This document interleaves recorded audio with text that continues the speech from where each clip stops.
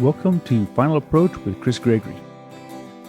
I am a philomath who is somebody who loves to learn things. One of the things that I've learned is that everyone has a tale to tell and a lesson to teach. From pilots to farriers to musicians to authors and creators, I'm going to explore my interests while introducing you to some amazing people. Pre-flight is complete and we have clearance, so let's kick the tires and start the fires.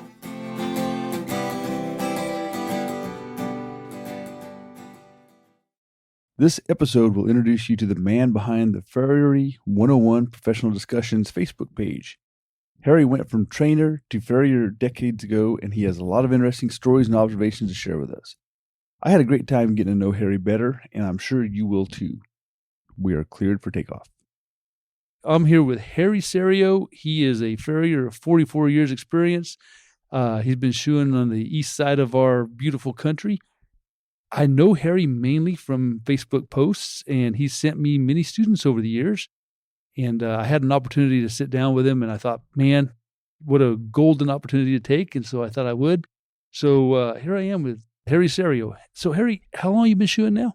I've been shoeing 44 years, and I grew up training and showing quarter horses. So when I decided to pursue a career in horseshoeing, I did my 6 weeks at the North Carolina School of Horseshoeing. And when I got out of school, I'd been around the quarter horse circuit for so long. I knew a lot of people, and it was really very easy for me to start my practice. And I was really fortunate because I didn't have to start at the bottom and work my way up. People had full trust in me because I did a really good job of training horses, and I treated people well, and I was kind and considerate, and they all trusted me. So I started out shoeing the cream of the crop, so to speak. You know, that sounds all well and good, but when you start out shoeing top-end show horses, you know, there's a certain amount of pressure that goes with that. And I learned on those horses. I started meeting all the right people. And I think like 3 or 4 years into my career, I was able to secure a spot as one of the official farriers at the Quarter Horse Congress. Well, hold on a second. How old were you whenever you started training and showing? 15. And so how old were you when you went to horseshoeing school? 23.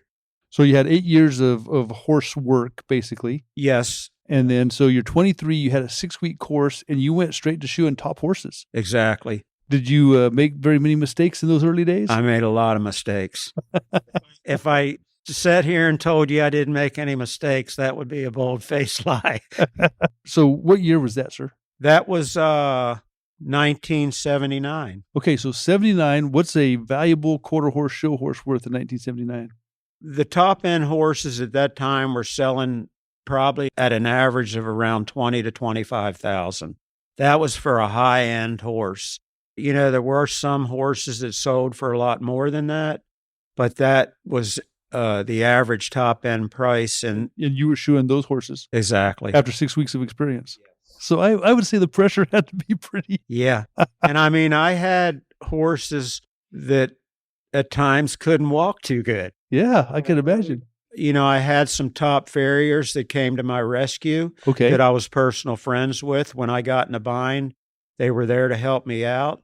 You know, as time went on, I started to figure some things out, and I started to get to the point where I could keep myself out of trouble. And I learned real quick that the best way to keep yourself out of trouble as a young farrier is to be conservative with your trimming and shoeing skills. I would agree. It's a lot more about what you leave than what you take, isn't it? Exactly. I was having this conversation with somebody the other day, and I can't remember who it was, but really you finally get to the point where you understand that it's really about what you leave and not what you take. And by the time you get there, you're kind of happy because your body wants to take a little less anyway. Yeah, exactly. But folks, I got to tell you, Harry is as fit as, you got to be how old, sir? 67. 67. And if you were just to see his body, you'd think he was a 30-year-old man. Well, I actually spend 3 days a week in the gym. And during the bike riding season, I probably do from early May to late September, I probably do between 1,000 and 2,000 miles. Wow. Yeah. Well, there's part of the secret, huh? Yes, Is sir. you got to stay fit. Yes. So 1,000 miles to 2,000 miles from May till September? Yeah. And that's all trail riding. No kidding. Flat trails, they're considered rail trails. So do you compete in that, or is that? No, it's just something that I enjoy doing. Well, it shows. That's awesome. Are you married and have children? No. I've had a few long-term relationships. I never had kids, though. So your horseshoeing's been your baby, huh? Yeah. I'll tell you, I was talking to one of my long-term clients not too long ago, and she's not only a client, she's been a good friend. She and I actually grew up together. We're about the same age. And her name's Gina, and I said to her not too long ago, I said, I'm getting to the age where I wish I would have had kids.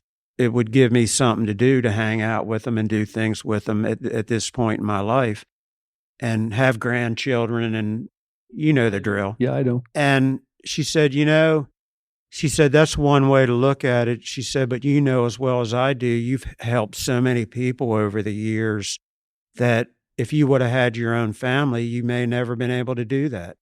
And it kind of raised my spirits, because here I'm been thinking this for a long time about having the regret of it all.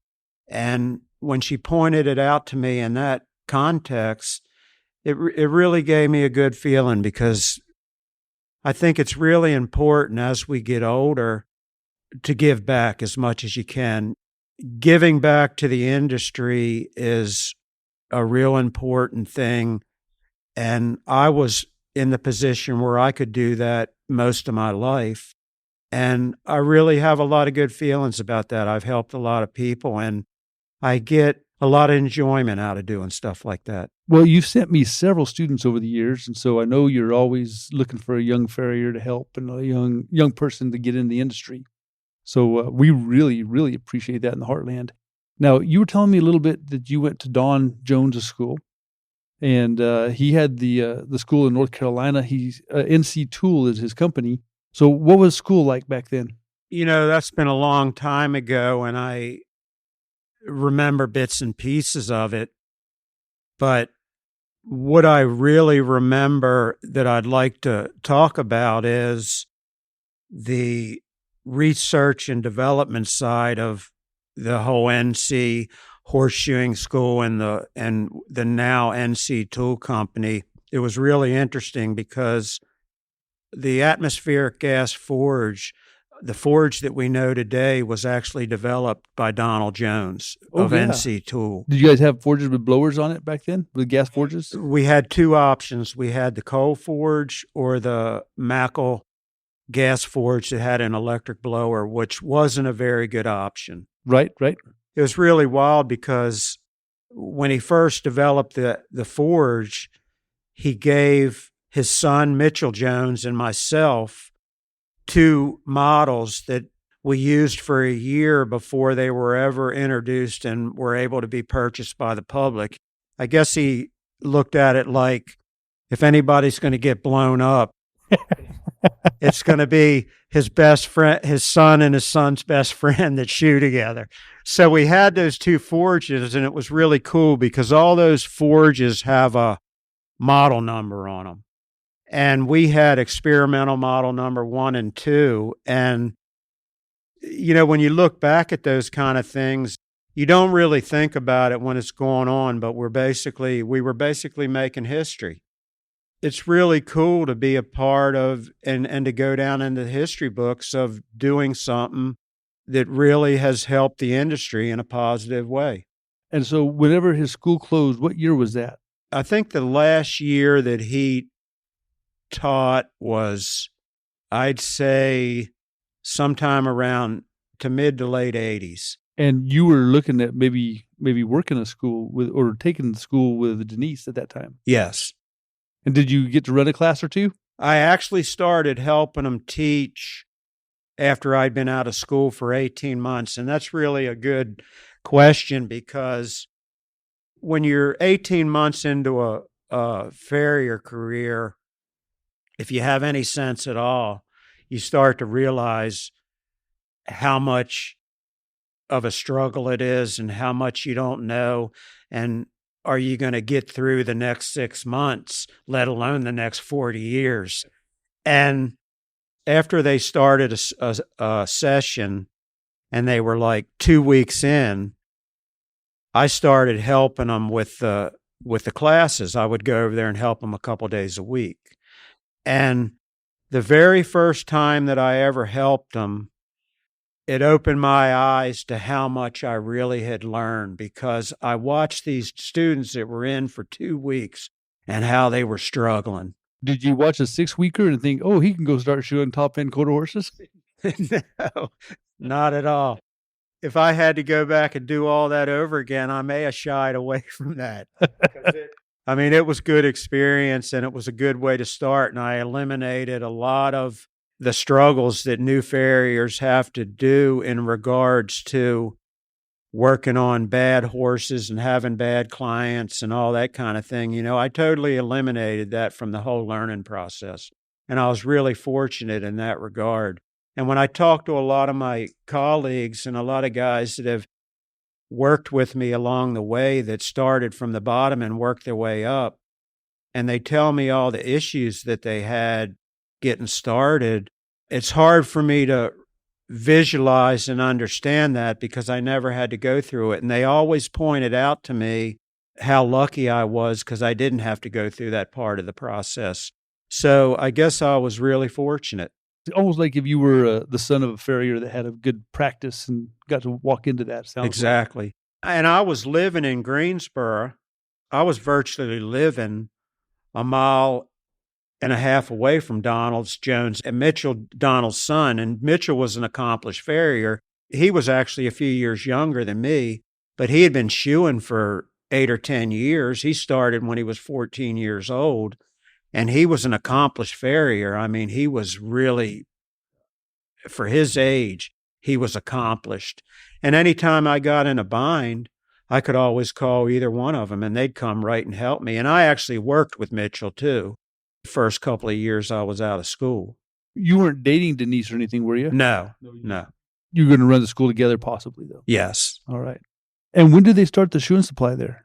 The shoeing supply and the shoeing school kind of overlapped each other. I mean, they were selling shoeing supplies long before they ended the run of the school, but they were just selling products. They weren't developing much or anything like that. I think they did have an anvil already produced, you know, the NC anvil, and they had anvil stand, and they may have had a shoeing box, but that was about it. Their tool making business it just took off in leaps and bounds. And, you know, it's really wild because when you look through the magazines and you see all the splash ads for the different manufacturers and the different suppliers, and, you know, NC Tool is always right there in the forefront. I'm one of the guys that gets to say, you know, I've been personal friends with these people before all this ever started, and they're family to me, and I watched all this happen. And it's really phenomenal when you see things, when you're involved in the process. Do you remember what you were charging to shoe or trim a horse in 1979? Yeah, it's pretty easy to remember, actually. I think it was $4 to $6 for a trim and $12 to $14 for a full set of shoes. But the good news is for me is I started doing a lot of out-of-town work, so I could drive 5 hours and get $2 more ahead, and I thought I was really doing something. Meanwhile, I was burning up twice as much gas for the extra money I was making. Yeah, that's a common story, unfortunately. Yeah. What kind of show horses were these? Were these Western Pleasure, or were they? Okay, so I'd like to talk a little bit about the quarter horse breed, which I specialized in. You know, the quarter horse breed, a lot of people cuss because they find them to be difficult horses to get under. You know, they're muscle bound, they're shorter, in stature, and they are a little bit more difficult to get under if you're not used to them. And the ironic thing and the good news about shoe and quarter horses is they not only are the largest registry and they have the largest single breed horse show in the world, the Quarter Horse Congress, which takes place in Columbus, Ohio, the week of October. It's been going on for over 5 decades. The reality of shoe and quarter horses is you have 2 ways to go. You're specializing in a breed, but you, within the confines of that breed, other than long-footed horses like your saddlebreds and your Tennessee Walkers, every discipline that you can imagine, including racing, all your cow horse classes, your Western performance classes, your English performance classes, your jumping, your pleasure driving, horses hooked to carts, all those disciplines are offered, and all those classes are offered at all the major events. Like I say, you have a couple options if you want to specialize in that breed, which I highly recommend to pursue that breed, is because you not only learn how to shoe that breed, but you can learn how to shoe every discipline outside of that breed. What was your specialty? What discipline? I did reiners and Western pleasure horses. Okay. What was reining and shoeing like in 1979? Did you guys put sliding plates on? It was in the infancy stages of how we know it today. But with that said, it was also in the infancy stages of the training techniques and the ability of the horses from then till now. Prior to 1979, the slide plate was really nothing like we know it today. You had to turn all your own shoes, and you had to punch everything, finish everything, and it was time consuming. Was it still a wider material? It was a wider material. You start those horses in a 1/4 by 3/4, and then you go to a 1/4 by 1 inch, and then you can step up to 1 1/4 by that narrows down to 1 inch at the heels. And, they're the 3 basic width of sections that we use. And did you use that in 79 as well? Yes. Okay, so that was the same. Yes, but what started happening in the early 70s to the mid-70s is the blank was started to be offered to us. The blank horseshoe, it was turn, and all that needed to be done was punched, bevel or turn your toe up, and finish your heels. The blank eliminated a lot of the process of building a slide plate.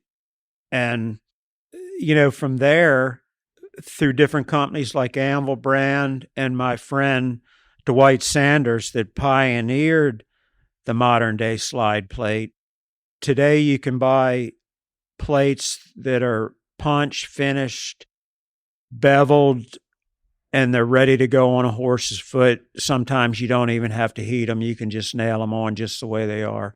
The nail holes are perfect. They have nails that accommodate the actual nail pattern, the punch, the pitch. It's really taken a lot of work out of the shoeing of the hind end of reining horses. So I've been mainly cutting horses was my side of it, which is still a quarter horse. And so what I kind of saw happen during my career, I haven't been doing it as long as you yet, but I guess I'm 35 or 36 years now. But anyway, when they started being able to inject hocks, all of a sudden we were able to use horses that wouldn't have made it into the show earlier because they wouldn't have been able to stay sound. And so I have found that the horses then got showed and then got bred, and now we're dealing with a little bit weaker animal because of the breeding practices. And what do you find that to be true? That's partly true.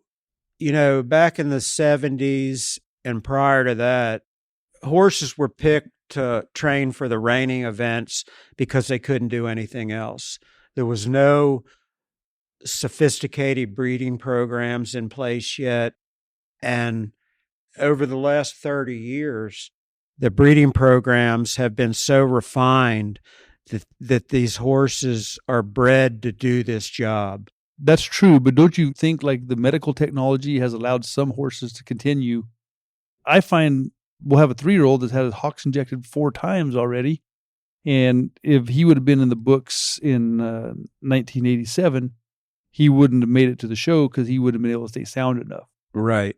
I've been concerned with what the horse owner, horseshoer, and the breed is going to have to deal with in another 10 years by the time we get all of that genetics with weak conformation. That's a good point, Chris, because let's talk a little bit about the Western pleasure horses. There's cases right now where weanlings, horses that are 6 months old, have bone spurs in their hocks, and they haven't even started a career yet. And it's like you say, it's all a product of genetics and faulty breeding. That's the way the cookie crumbles, so to speak, because selective breeding in all disciplines, in all breeds, has created a lot of problems on this end of the spectrum. But on the other end of the spectrum, it's made things easier. Yeah, you look at everything from domesticated chicken and pigs and how they can grow, but they couldn't survive if they were outside for a day, or bucking bulls. If you look at what a bucking bull bucked like in 1980 compared to 2020, it is a completely different animal, and the horses seem to be the same. The reining horse pattern and the stop and all that, has that stayed the same or has that changed a lot? No, that's changed considerably. The horses, the way they stop now is altogether different than they stopped 30 years ago. They have a lower headset, they break at the loin, they break their back in two, so to speak, where they really bend. They really get under their hind end is way up underneath of them when they stop. Their hocks are almost on the ground. And are they going further? They're going further, and the style that they do it with is unimaginable. I mean, you got to see it to believe it. And the interesting thing about shoeing horses to slide properly is it's all a matter of shoeing for direction. And the biggest obstacle that we have to overcome with shoeing sliding horses is to get them to track straight once they hit the ground and go into that slide. And that's all done with shoe direction. Placement of the shoe on the foot is how you direct a foot to travel straight in a 20 to 30 foot stop. So if you have a horse that's really cowhocked, you turn the toe towards the inside or something? We call it quarter turn in the shoe. So if you have the shoe, if quarter turned and you have it nailed on, and you pick up the foot and you look at the point of the frog, it's not going to line up with the point of the toe of the shoe. It's going to be offset. The point of the shoe is going to be further towards the medial side.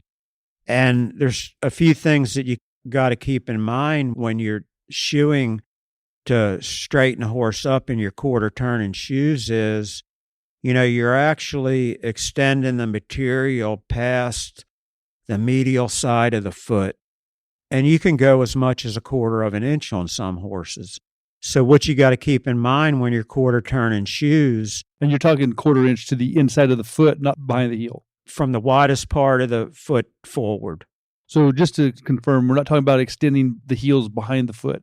We're talking about the medial side of the toe being inside the medial toe of the foot. Past the perimeter of the foot, correct. And the thing you got to keep in mind, depending upon whether you're going a 1/16, an 1/8, or 1/4, is how that nail pattern is going to match up with the white line of the foot.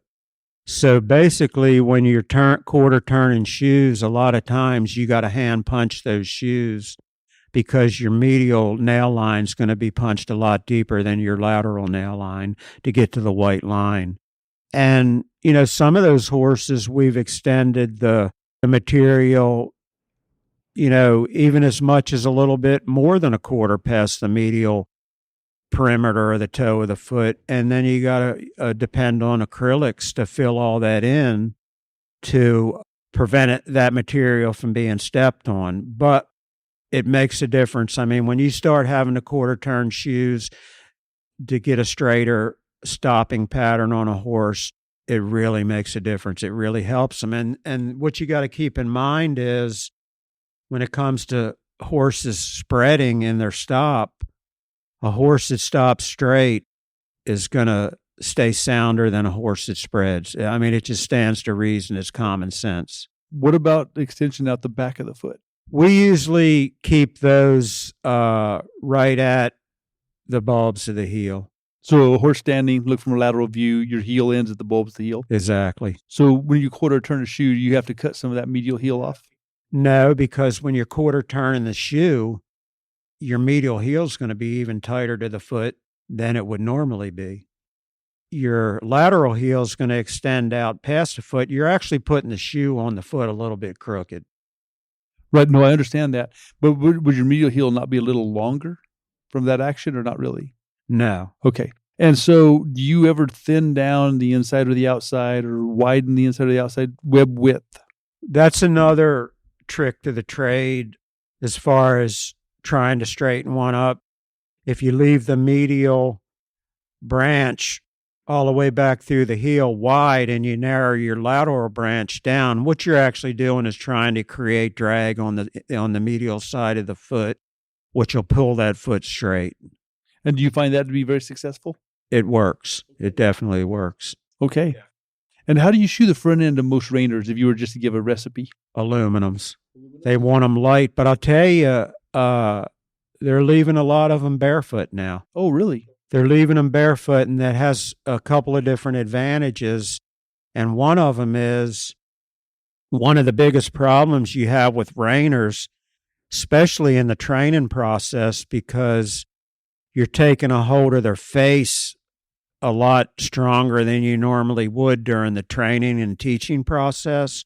So a lot of times you're slowing the front end down and the back end sliding up. And what they do is they grab those front shoes and pull them off. I mean, I've actually had horses during the training process where I was there shoeing and they were out on the track working horses, and I had to nail a shoe back on twice during the 45-minute to an hour training process because they're pulling on these horses' faces, trying to get their bodies positioned properly in the stop. And it just creates a situation where they're going to get on those front shoes and knock them off.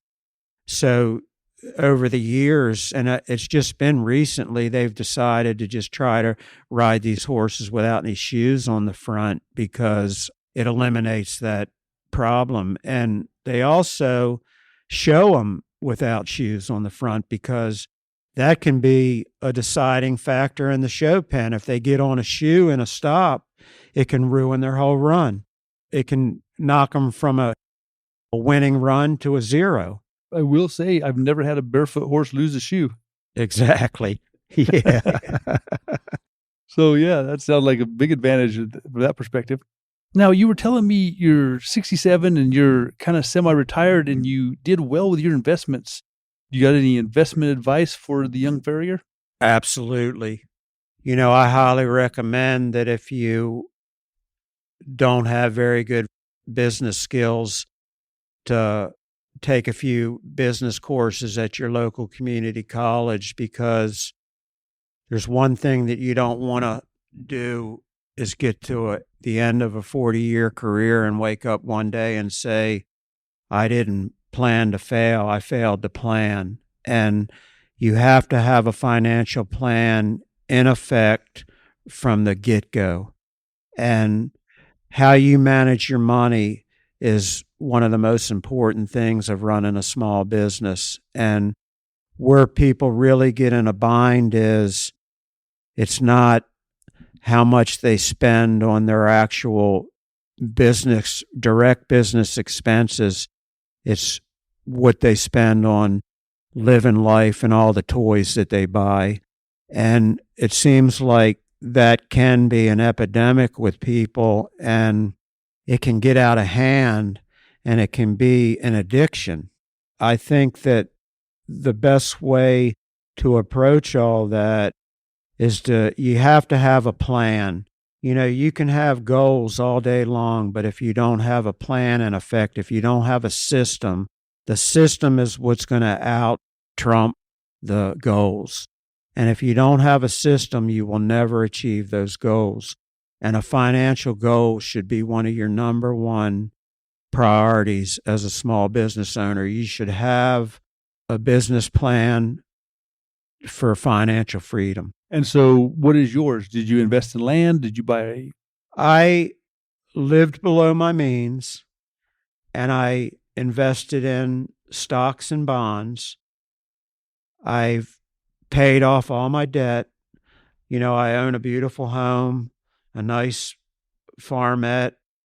I've always tried to pay as I go. I mean, I've had a mortgage that I got rid of probably in half the time that it was, that it was created for. It was a 30-year loan in the beginning, and I think I paid it off in 15. And, I've had auto loans here and there, but I've paid for everything else as I go. I don't go into debt. I've never been one to want to be in debt, and I've never been one to go in debt because it was something that I had to have. And like I say, too many toys can really get you in a lot of trouble. And it's easy to do when you're making really good money. And Yeah. if you get up and go to work every day as a horseshoer and you develop a decent skill set and you're good with people, you're going to make a really good living. And you have to make investing one of your number one priorities. It's as simple as that. Okay. Now, Harry, you got quite a Facebook following and a very cool Facebook page. How did you start that? What made you start that? That's a good question, Chris. I'm not a computer person. I don't even own a computer. I do all my Facebook and looking things up and following different sites on my smartphone. And I got one of the best smartphones on the market. I paid the extra money to get a really good one. So you bought a toy? Yeah. Yeah, I bought a toy. When I got on there, I started seeing all these farrier sites. I started participating in a few of them. I joined a few of them. And one day I said, I think there's a lot of problems with a lot of these Facebook groups, and I think I'm going to start one of my own and see how it goes. And of course, it'll be 3 years this March that I started it, and I'm pushing 14,000 members all over the world. And I've made so many friends because of it. It's something that I never even dreamed of. But there's one thing that I figured out early on, and of course, it's my nature to be this way anyway. When you keep your ego in check and you're kind and considerate and respectful to people, things are going to go your way. People appreciate that. They migrate towards that. And it makes for a better Facebook group. If people could understand that type of behavior and buy into it, it's what's going to start moving our world in general in a better direction. Have you had any stories where somebody just got belligerent or stupid? I've had a few things like that to have to deal with, and I get complimented all the time. And I don't know. I think it's a skill that I developed just since I've had this page. No matter what degree things start getting out of hand, you got to be able to reel people in a diplomatic, respectful manner. Good talent. And when you do that, you can change people's behavior. You can change people's behavior because they realize that, hey, maybe what this guy's telling me is something that I need to take a hard look at, and it's something that I need to change. It's a glitch in my behavior, and it's something that I need to change to make myself a better person. Well, you always have very compelling questions and nice pictures and all that. Where do you come up with all your ideas to ask these questions? I do a lot of research. I think a lot. I've actually had prominent veterinarians and prominent farriers in the field that have my phone number, that are friends of mine, call me up at 5 o'clock in the afternoon and say, Serio, where did you get that? How do you come up with this stuff? And I had to call one of my colleagues because I didn't even have an answer for your question. And I was questioning myself. I think about things all the time, and I've been doing this job for so long, and I've studied things. I've looked and checked and rechecked, and I have a lot of things in my head that I want to give my knowledge to other people, and I do it through questions, and I do it through thought-provoking conversations, and so it's kind of all worked out. It's something that I've kind of learned as I've gone along, so to speak. What's your routine like? Are you a early morning person, gets up and studies, or? I probably roll out at about 7 o'clock. You know, this Facebook page has gotten so busy that I'm probably spending at least between morning and throughout the day and in the evenings, I'm spending probably about 3 hours a day managing it. Wow. Yeah. So that pays really well, huh? Yeah. Yeah. I wish I could figure out how to turn it into an income. You know, I'm semi-retired. I enjoy doing it, but you got to be on top of it all the time because you got to know what's going on. And one thing that I've really noticed about people, and I've had a few people quit the group because I've, reached out to them and said, hey, this post that you did, I don't think it needs to be on there. And when you call somebody down, there are people that can handle it and there are people that can't. And they have a way of seeing it their way, and I have a way of seeing it my way. I try to look at both ends of the spectrum and all the facts. And if I reach out to somebody and voice my opinion about some changes need to be made, I've gone over it with a fine-tooth comb, and I could put it in front of 10 other people and they would agree with me that we're unbiased. But some people have a problem with that, and that's their problem, not mine. Well, it's your page, so ultimately, Yeah. if you don't want cussing or vulgarity or naked pictures, it's your page. Yeah, exactly. To put it in terms we can understand, right? Right, exactly. For Kelly's contribution, Kelly's my wife, and she suggested that I have every guest teach me something. So can you teach me something with words? Yeah, I think I can. What you got? I'm a fanatic about the way I mow my lawn. And I got 5 acres to mow, and it looks like a golf course, right? I always like to have my lines. I like to stripe my lawn properly. And when you're striping your lawn, there's an act to that. You got to pick a point, and you got to go to that point for your first line. And then you got your straight starting point, your straight line. And then you always turn your mower to the inside of the next line, to that way. And you come back, you come to the end of that line, you turn to inward, and you make the next stripe. But the way to get a properly striped lawn, that first line has got to be straight. And that's how you achieve. You can't look down. You can't look from side to side. You got to pick a point out, whether it's a fence post, a tree, or whatever, and you got to shoot right for that target. And do you start right in the middle of the yard, or do you start at one? I start right in the middle, yes. I stripe my lawn. 1 week, the lines are straight, and the next week, the lines are on the diagonal. Do you ever do a checkerboard? Well, it turns out to be a checkerboard after you do it, throughout the summer, after you mow it like 5 times. When I do the horizontal, the straight lines, and then the The diagonal. When I mow on the diagonal, I'll mow the diagonal this way one week and the other way the next week. So I end up with a checkerboard. Exactly. What about the edges? Do those drive you crazy? I always go around the whole edge first.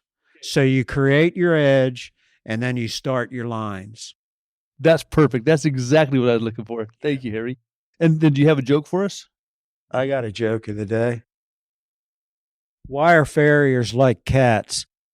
They don't like to go out in the rain, and they don't come when you call them. Yes, sir. Well, Harry, I tell you what, I have enjoyed this conversation. So why don't you tell a Congress story or two?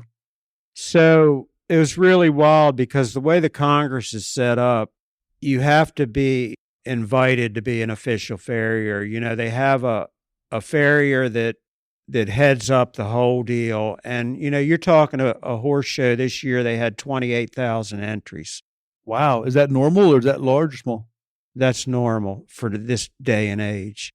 You know, that's a lot of horses, and that's a 3-week run. I mean, that show lasts 3 weeks, but you can imagine with 28,000 horses on the grounds, you know, and there's 8 to 10 farriers as official farriers. You can imagine how busy that shop is. The way it works is you have your official farriers, but there's always a spot for anybody to come in there to shoe if they have a client there that needs a horse shod or that has a shoe off or needs some repair work. They can pull their vehicle, their shoe and rig in there and set up and correct their client's horse. You know, that's not frowned upon. It's actually encouraged. So the first year that I worked there, that's what I did. I was servicing my own clients' horses, and I would set up and fix this and fix that. And I knew a lot of those guys that were officials there when I started doing that, before I started doing it, because I used to show horses there. You know, I'd been going there for years. So you had the inside track. So the very next year after that, they invited me to be an official farrier, and I worked the show for about 10 years, about a decade. It's like shoeing at that venue in that kind of company, and there's some of the best horseshoers in the world there. It's like being at a 3-week clinic. And we all loved each other like family. We got to know each other. I mean, we are friends to this day, and this was 40 years ago that we all started there together. And a lot of the guys are retired now. I'm retired from going there. But we learned and we taught each other, and we became one big happy family. We ate together. We used to go up to the horse show arena and watch the horses that belonged to our clients. If one guy had a horse showing on Thursday night at 7:00 at night, we'd all go up there and watch the horse show. And we all used to have like a little contest between ourselves, like who shod the most winning horses for that year. And we played practical jokes on each other, and it was just a really good time. We all looked forward to getting together for the 3 weeks, and we talked throughout the year at different times. We kept in touch throughout the year. We all used to start communicating a lot more frequently as the time frame came closer, which it takes place in October in Columbus, Ohio. And we'd make sure that we all had the supplies we needed and the shoes on board. And, you know, if somebody got in a bind with a horse in the shop, we'd pitch in and help each other. And it was just an unbelievable experience to be in. It was an honor to be able to shoe with all those guys. And I mean, you're talking about some famous guys, you know, Lee Lyles that started the Horseshoers Museum in Sulphur, Oklahoma. You know, Terry Stever, he's a Hall of Fame member. Dave Farley was an official there. He's a Hall of Fame member. Dwight Sanders, he just got the Lifetime Achievement Award for the National Reining Horse Association back in December, and he's getting inducted into the Hall of Fame Thursday night of this week. You know, it's just, 300-400 years of quality horseshoeing right there. What years did you do it from? My first year was 82, and I shod there till about 92, a full decade. Yeah. Well, that's fantastic. Well, Harry, once again, thank you for we are at Cincinnati, Ohio at the International Hook Care Summit 2023. And to find an hour to sit down with somebody is hard to do here. So I cannot thank you enough, my friend, and appreciate you. I appreciate doing it, man. I thank you for asking me.